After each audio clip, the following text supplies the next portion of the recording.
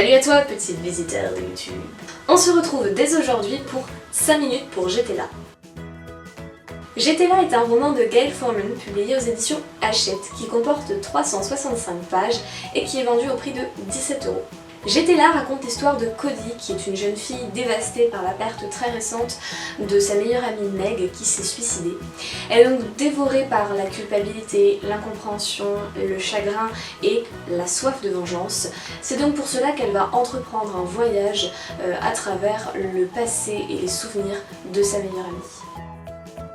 J'ai littéralement adoré ce roman dont l'intrigue est vraiment percutante mais aussi très plaisante. Bien que le sujet principal soit le suicide, et c'est donc pas très gai, l'auteur arrive quand même, grâce à des passages pétillants, à en faire un livre plein de vie qui, au-delà des passages beaucoup plus sombres, vous donne vraiment envie de vivre et envie de le dévorer tellement il est passionnant. Bien que l'histoire mette un petit peu de temps tout de même à démarrer, après ça se lit tout seul, ça se dévore même. Le lecteur ne fait plus qu'un avec Cody grâce à la narration à la première personne et c'est donc bouleversant parce que ce récit nous prend tellement en tripes qu'on est totalement submergé, immergé, tout ce que vous voulez par l'histoire de cette jeune fille vraiment déchirante. Le but dans ce roman n'est vraiment pas de s'apitoyer mais plutôt de comprendre. En fait pour le lecteur on se sent tellement proche de Cody que ça devient un besoin presque vital de savoir ce qui s'est passé. On a réellement une rage de comprendre qui s'installe. Petit à petit on assemble donc les pièces d'un puzzle qui va se révéler beaucoup plus complexe qu'on aurait pu l'imaginer et ça c'est vraiment chouette parce qu'on s'attend pas à la moitié de ce qu'on va découvrir. En fait, au fur et à mesure de la lecture, ce récit se fait beaucoup plus sombre, beaucoup plus machiavélique.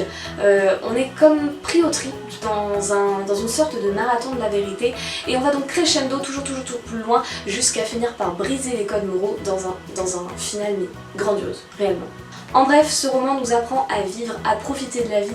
Malgré les passages un peu plus noirs, on a quand même dans l'ensemble un message d'espoir, de détermination qui est transmis, on a de la bonne humeur, on pleure, oui, mais on rit aussi, et c'est donc un panel génial qu'on vous propose ici. Dans cet ouvrage qui vous parle et qui vous claque, on a des personnages très touchants, très bien travaillés. On a donc la narratrice Cody qui est une jeune fille très déterminée, très courageuse. Elle fait bien attention à ne pas trop montrer ce qu'elle ressent. On sent qu'elle veut se montrer en fait très forte, mais on s'attache énormément à elle, notamment grâce à la narration à la première personne. On apprend également à découvrir Meg, donc la jeune fille qui s'est suicidée. On apprend à la découvrir bien sûr par procuration, puisque c'est à travers les souvenirs de ses amis, de ses colocataires, etc. qu'on va comprendre qui elle était, à quel point c'était une jeune fille brillante et pétillante, mais qui cachait tout de même un visage beaucoup plus sombre. C'est un personnage extrêmement complexe que j'ai beaucoup aimé découvrir. On a plein d'autres personnages secondaires qui sont tous très bien travaillés, je pense notamment à Ben, le bad boy un peu stéréotypé du bouquin, mais franchement on s'attache beaucoup à ces personnages, c'est un véritable travail qui est réalisé ici avec beaucoup de finesse, de délicatesse et c'est vraiment très sympa à voir. Il est important de préciser que le style ici est très convaincant, il est percutant, frappant, on sent vraiment des émotions sincères dans ce livre. C'est vrai que j'avais été un peu plus nuancée quand j'avais lu Si je reste de la même auteure, où là je trouvais que c'était plus réservé au niveau des émotions.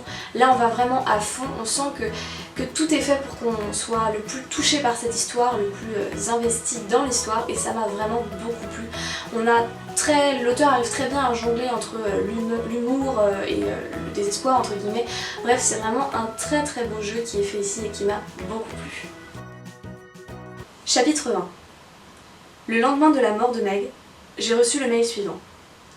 J'ai le regret de vous informer qu'il m'a fallu en finir avec la vie. Cette décision, je l'ai prise il y a longtemps. Elle m'appartient entièrement. Je sais qu'elle vous causera du chagrin et j'en suis désolée. Mais comprenez que je devais mettre un terme à mes souffrances. Ça n'a rien à voir avec vous, et tout avec moi. Ce n'est pas votre faute. Meg. Elle en avait envoyé une copie à ses parents, et une au commissariat de Tacoma, cette dernière accompagnée d'une note, indiquant aux policiers dans quelle chambre, de quel motel il la trouverait, quel poison elle avait absorbé, et comment les employés de la morgue pouvaient, sans risque, récupérer son cadavre. Sur son oreiller, un mot ordonnait à la femme de ménage de prévenir les secours et de ne pas toucher à son corps. Elle y avait joint 50 $ de pourboire. Voilà, ce sera donc tout pour cette vidéo. J'espère que ce roman vous aura intéressé et que ça vous aura donné envie de le lire. Personnellement, je vous le recommande très vivement, vous l'aurez donc compris.